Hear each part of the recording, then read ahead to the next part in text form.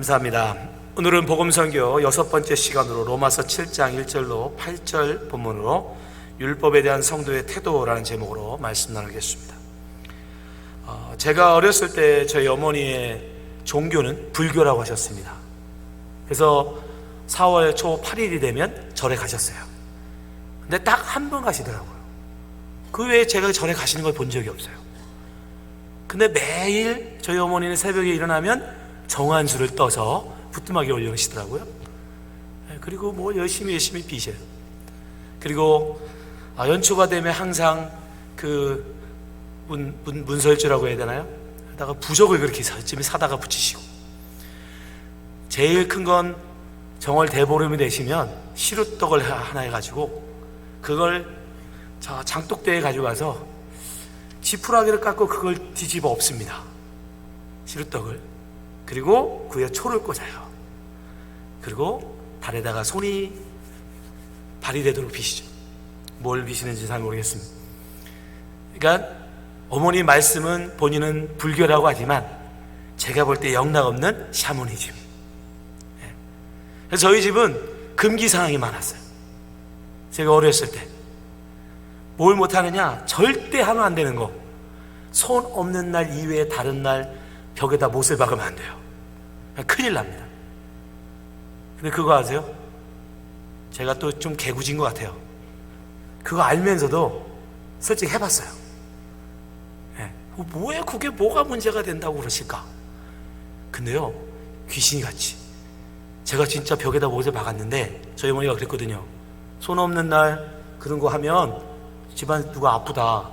근데 정말 제가 못을 박았는데 환자가 생긴 거예요. 정말 귀신 같죠? 근데 더 놀라운 건 뭔지 아십니까? 근데 고춧가루를 가져다가, 이것도 다 아시는 거 아니에요? 너무 호기심이 많으신 눈빛으로 쳐다보시는데, 고춧가루를 가져다가 아궁이에다 태우면 난대요. 근데 정말 고춧가루를 갖다가 태웠어요. 났을까요? 안 났을까요? 났어요, 정말. 그러니 여러분 미신을 안 믿겠어요? 그때 제가 확신했죠. 절대 손 없는 아이 외에 못질을 하면 안 되는구나. 저희들은 못질 뿐 아니라 손 없는 날에는 집안에 짐도 옮기면 안 돼요. 장독대에 그 장도 옮기면 안 됩니다. 아무것도 건들면 안 돼요.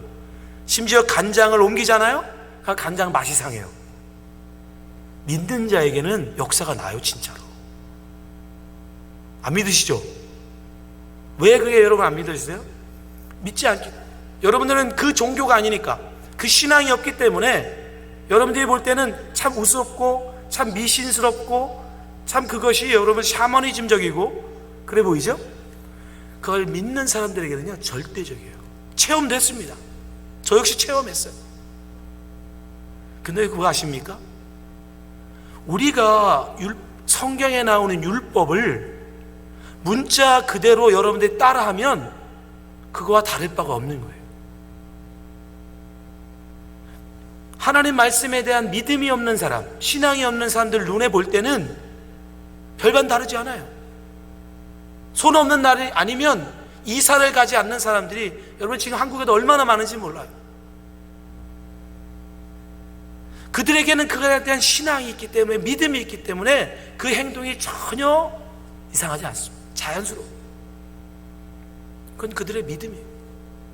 근데 우리도 여러분, 다른 사람들이 볼 때, 다른 신앙을 가진 사람들이 우리를 볼 때, 우리가 성경에 뭐뭐 하라, 뭐뭐 하지 말라라고 하는 많은 금기와 하나의 명령들을 문자 그대로 어떤 건 하고 어떤 건 하지 않는 그런 모습을 바라볼 때 다른 사람들은 어떻게 생각할까요?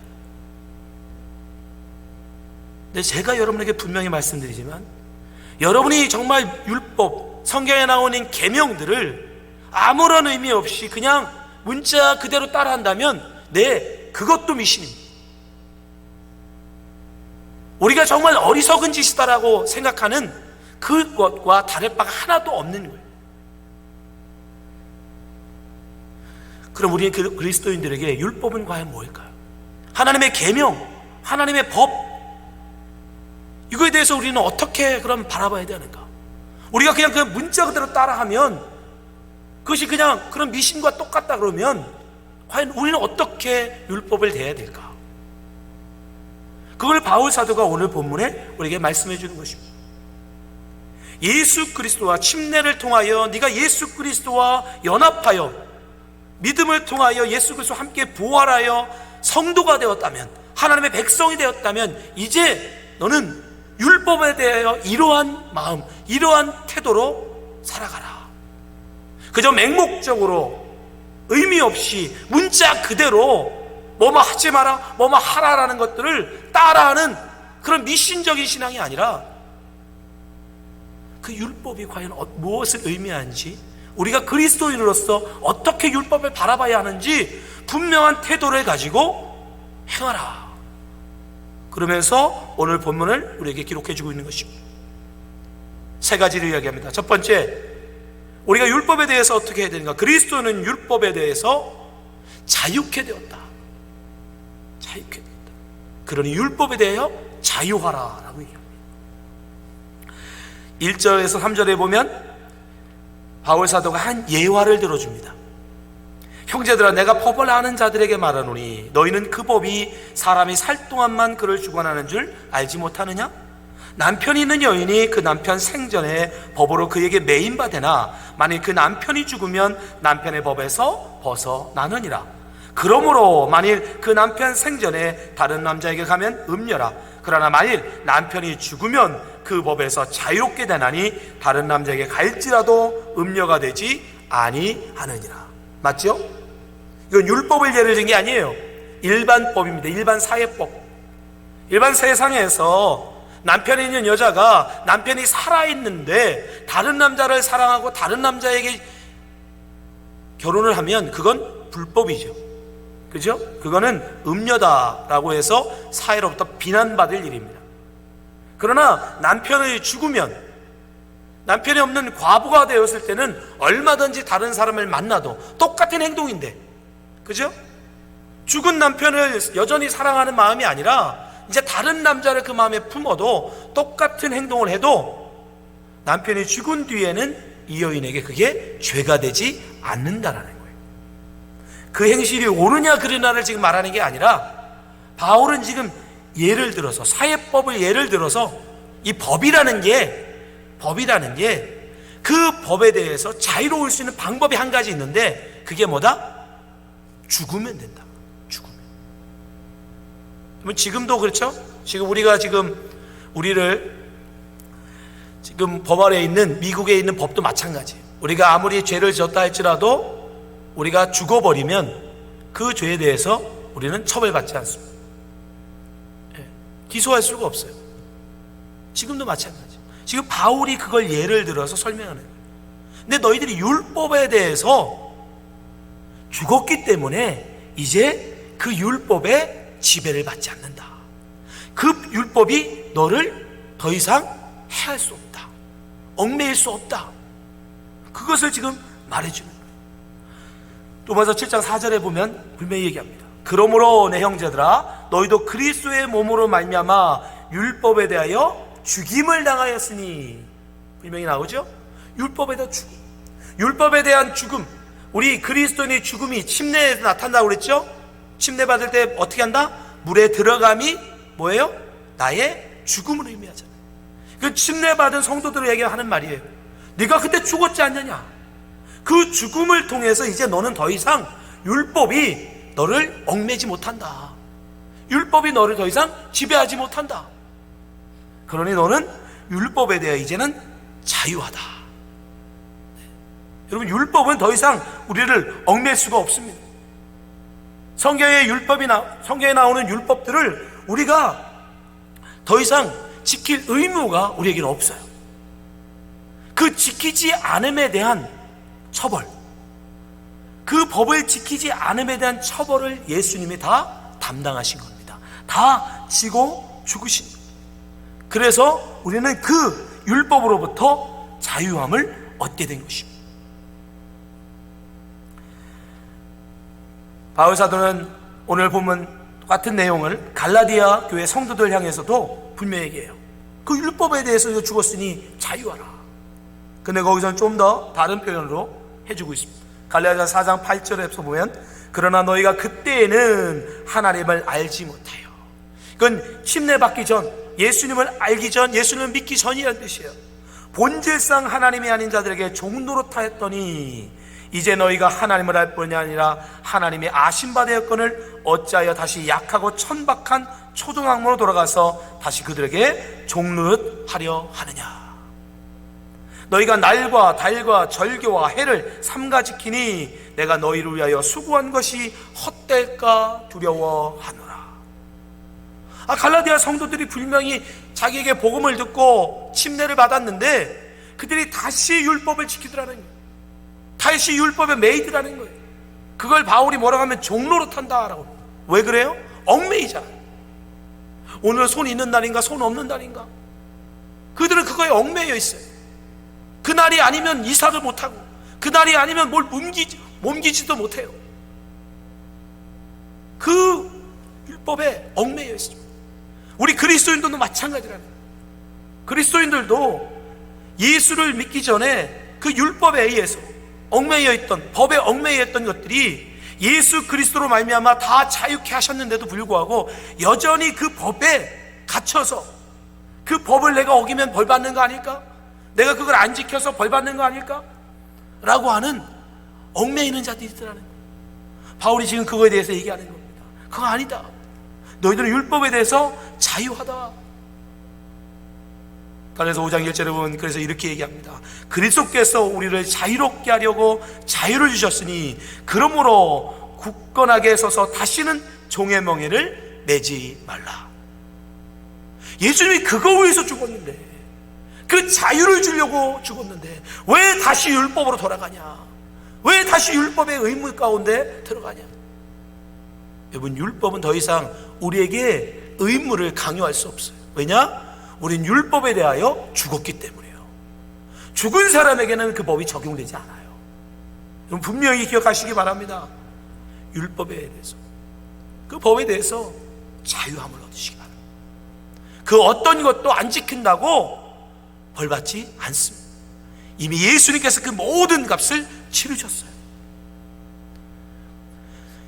이 율법에 대한 그런 자유함은 많은 분들이 아는 것 같아요. 근데 제가 또 한 가지 우려스러운 건 뭐냐면, 한국 기독교가 이제 한 100년이 넘어가면서 은연중에 율법 아닌 이상한 미신들을 만들어냈다는 거예요. 여러분도 생각해 보세요. 여러분 중에도 혹시 여러분은 기도할 때 본당에 와서 십자가 쪽으로 바라보면서 눈을 감고 손을 모아야 기도가 기도 같지 않습니까? 여러분 만약에 본당에 앉아서 이 십자가 방향이 아니라 저 반대 방향을 보고 기도하라고 그러면 무슨 생각이 드시고요? 내가 지금 하나님 등지고 있는 거 아닌가? 하나님 이쪽을 바라봐야 되는데 왜 내가 하나님을 등지고 있지? 근데 여러분, 하나님은 이쪽에 계십니까? 하나님 저쪽에 안 계십니까? 하나님은 어디나 계세요. 아멘? 교회당뿐 아니라 심지어 어떤 분은 교회당에서만의 기도를 기도라고 생각하는 분도 있어요.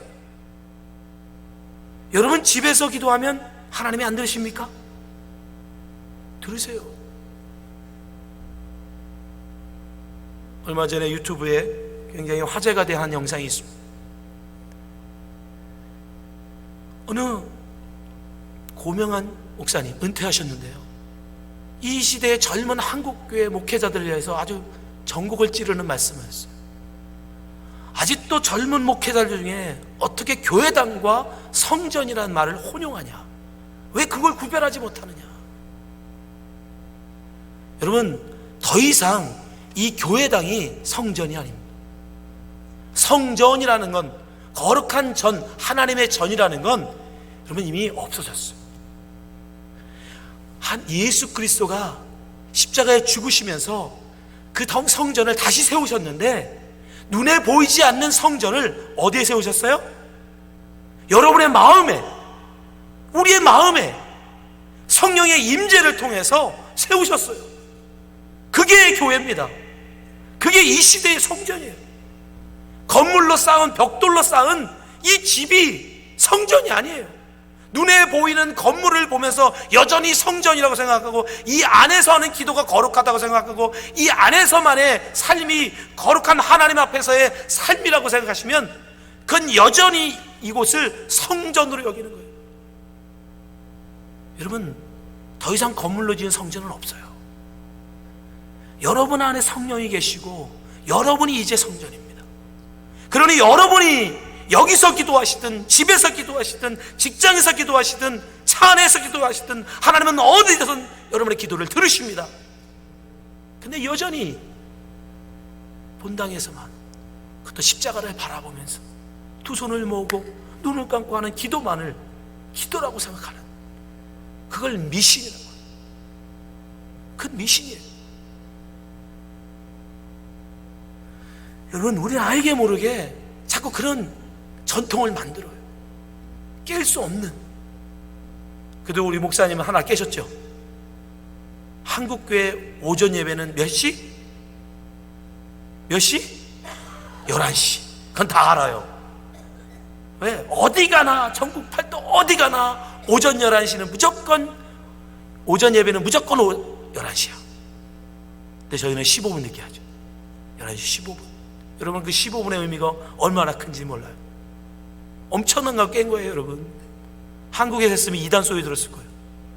저 교회는 어떻게 11시 15분에 예배를 드리냐. 그러나 알게 모르게 우리가 자꾸 그러한, 그건 중요하지 않거든요.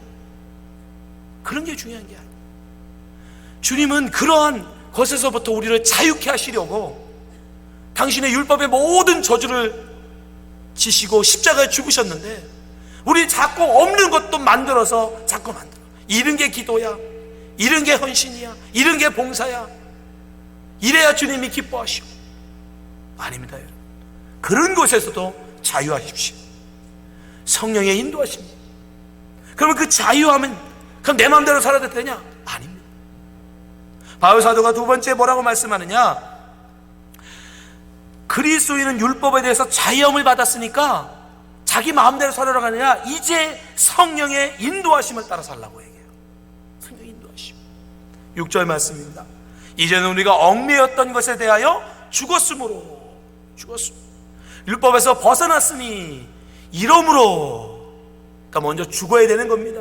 율법에서 죽어 자유함을 먼저 얻은 다음에 우리가 영의 새로운 것으로 섬길 것이요 율법의 조문에 묵은 것으로 아니할지니라. 성령의 인도하심을 받아 살라는 것입니다. 여러분, 자유와 방종은 다른 거예요. 자유라는 것은 하나님이 정해주신 경계 안에서 누리는 그것을 자유라고 하는 거예요. 방종은 뭐예요? 한계가 없어요. 하나님이 정해주시는 분들이 그게 없어요. 내가 하고 싶은 데 하는 거, 그건 방종이에요. 그게 자유가 아닙니다. 하나님이 정하신 테두리 안에서, 성령의 인도하심 안에서 우리가 그것을 누리는 것, 거기서 하나님의 인도하심 안에서 내가 하고 싶은 것을 하는 것은 그건 자유예요. 그러나 성령의 인도하심 밖 벗어나서 내가 하고 싶은 데 하는 건 방종입니다. 지금 분명히 말씀입니다. 율법에서 자유하지만 그러나 그 자유한 성도가 방종하는 게 아니에요. 이 성령의 인도하심 쫓아서 성령의 바운더리 안에서, 성령의 인도하심 안에서 그 자유를 누리라는 것입니다. 예수님께서도 분명히 말씀하셨어요. 성령이 오시면 우리를 뭐 하신다? 인도해 주실 것이다. 요한복음 16장 13절에 보니까 그러나 진리의 성령이 오시면 그가 너희를 모든 진리 가운데로 인도하시리니 그가 스스로 말하지 않고 오직 들은 것을 말하며 장래일을 너희에게 알리시리라. 성령의 인도하심 안에서, 성령의 바운더리 안에서 우리는 그 자유를 누려야 하는 것입니다. 그러면 내가 하는 것이 이게 성령의 인도하심인지 아니면 내가 원하는 것을 하는 건지 여러분 어떻게 구별합니까? 성령께서 직접 우리에게 음성으로 들려주지 않잖아요. 저에게는 한 가지 그것을 체크하는 방법이 있습니다. 제가 하고자 하는 일이 이게 내가 원해서 하는 건지 성령의 정말 인도하심인지 저는 확신이 안 될 때는 다른 사람들을 바라봅니다.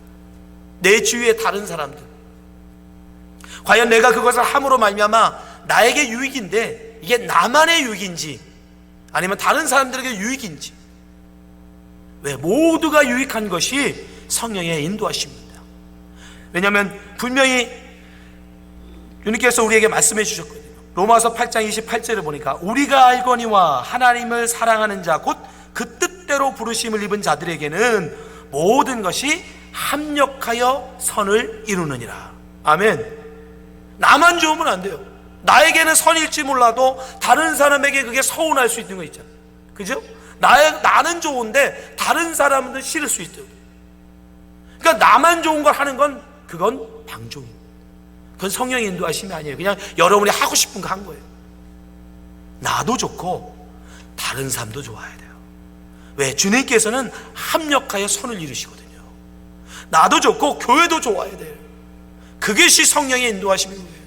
여러분, 정말 여러분이 하시는고자 하는 거지 정말 여러분의 뜻인지 하나님의 뜻인지 모르겠거든 가만히 잠잠히 한번 생각해 보시고 돌아보시기 바랍니다. 이게 모두가 좋은가? 아니면 나만 좋은가?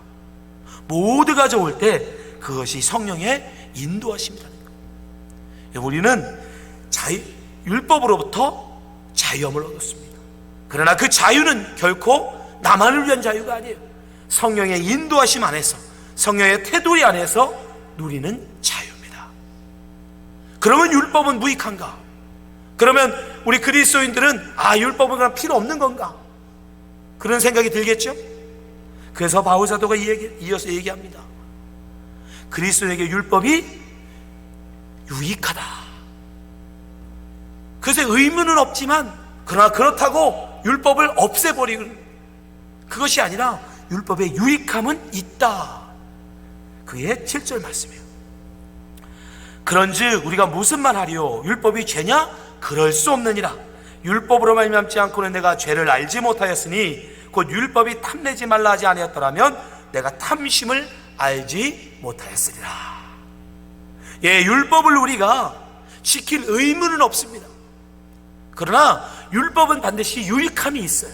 우리 그리스도인에게도. 어떤 유익이 있느냐? 나의 죄인됨을 깨닫게 해요.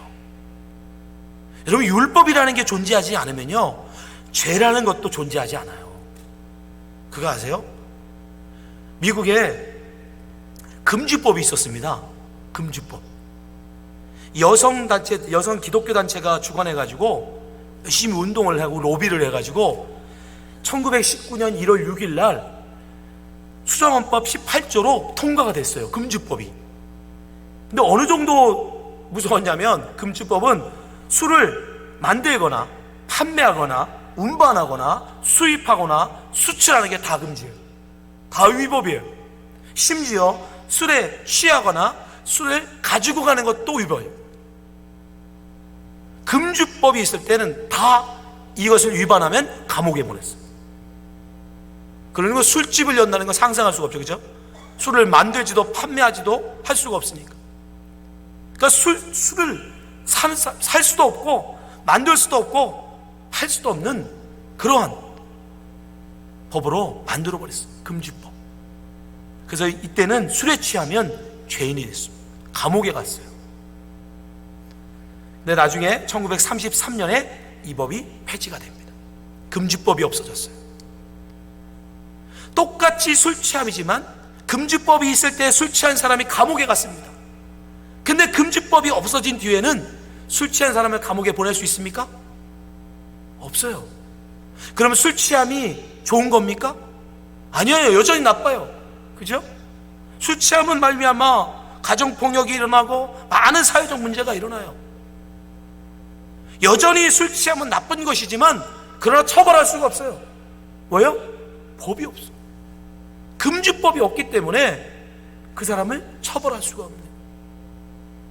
그래서 법이 없으면 죄로 정죄할 수가 없는 거예요.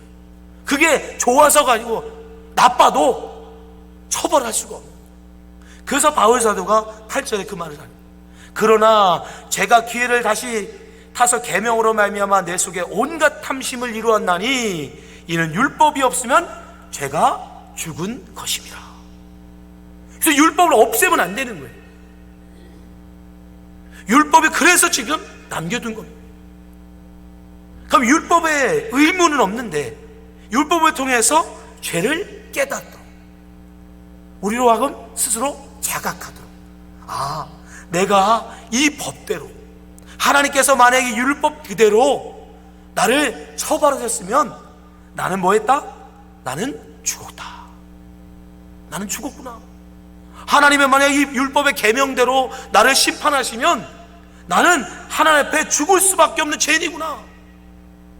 우리가 율법을 통해서 다시 한번 그것을 깨닫는 겁니다. 그럼 어떻게 해요? 그 하나님의 은혜 앞에 엎드려야죠. 하나님 감사합니다.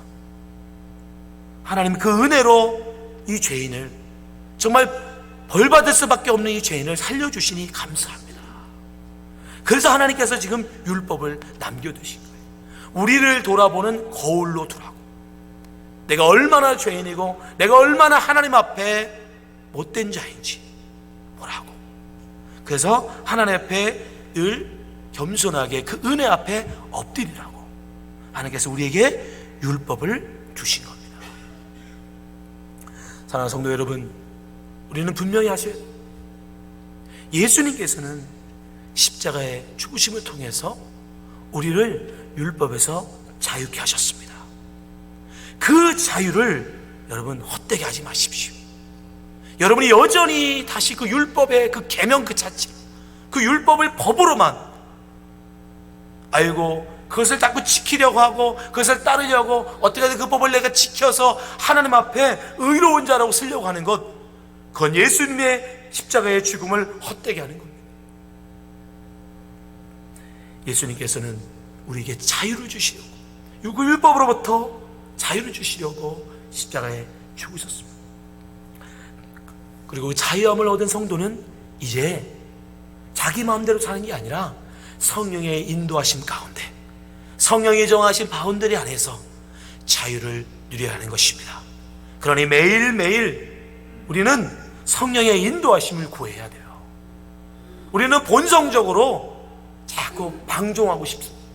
자꾸 하나님의 바운더리를 벗어나고 싶은 그 본성이 우리 가운데 있거든요. 그래서 우리는 매일매일 기도를 통해서 우리가 하나님 안에 있는가, 우리 자신을 돌아봐야 하는 것입니다. 마지막으로 율법은 여전히 우리에게 유익합니다. 우리 자신을 돌아보도록, 우리 자신이 죄인임을 깨닫게 하는데 여전히 유익합니다. 그래서 우리는 날마다 성경을 읽어야 돼요. 날마다 성경을 보면서 성경 말씀에 하나님이 원하시는 사람이 어떤 모습인지, 하나님이 원했던 그 말씀들을 통해서 내가 얼마나 부족하고 연약한데 그럼에도 불구하고 하나님이 하나님의 은혜를 베풀어서 나를 하나님의 백성 삼아주신 그 은혜, 그 은혜를 여러분들 발견해 나가셔야 돼요. 그리고 그 하나님 앞에 감사하시기 바랍니다. 그게 우리에게 율법을 남겨두신 이유예요.